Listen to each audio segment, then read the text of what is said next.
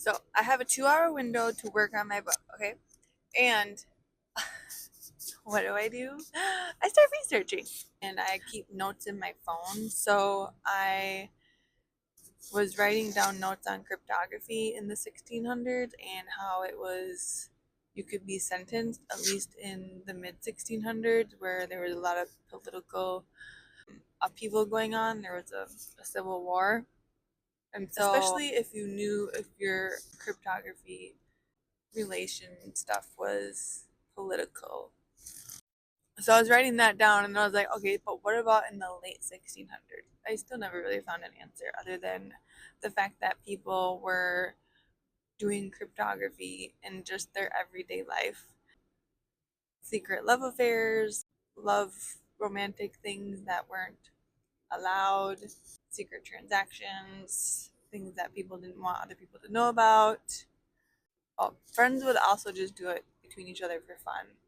They would do riddles for each other and stuff like that. So it wasn't like it was illegal, like I thought.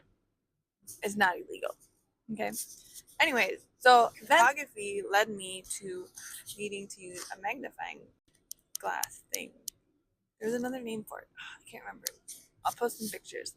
But a reading glass, that's what it is. A reading glass. A reading rock. Anyway, it's glass rock that is a dome shape and it magnifies. They've been using that for like at least the 1300s to help, read small print, or you just have bad eyes and you need help to read, so that's what you would use. So then that led me to, okay, so when did glasses be used and what's the history of the magnifying glass? And it got a little bit all over the place. So then I was like, well, what's the history of the magnifying glass and spectacles? And then I went down that rabbit hole. And then I came across some books on cryptography that were written in the 1600s that people were reading. And then I came across jewelry fashion. I'm like, where did this come from?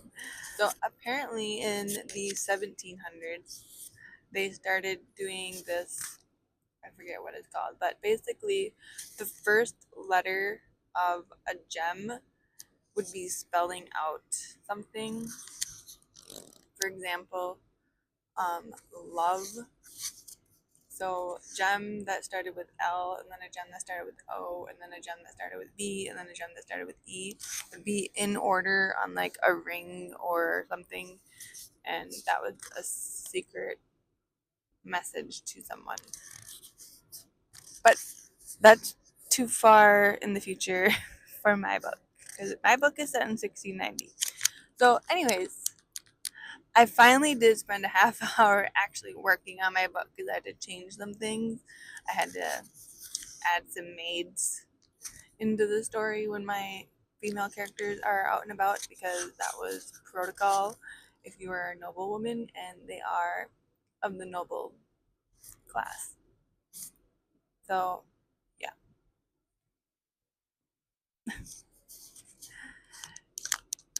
It's so hard not to research. But I'm also like, do I need some characters with some eye problems. Yeah. But who? Which ones?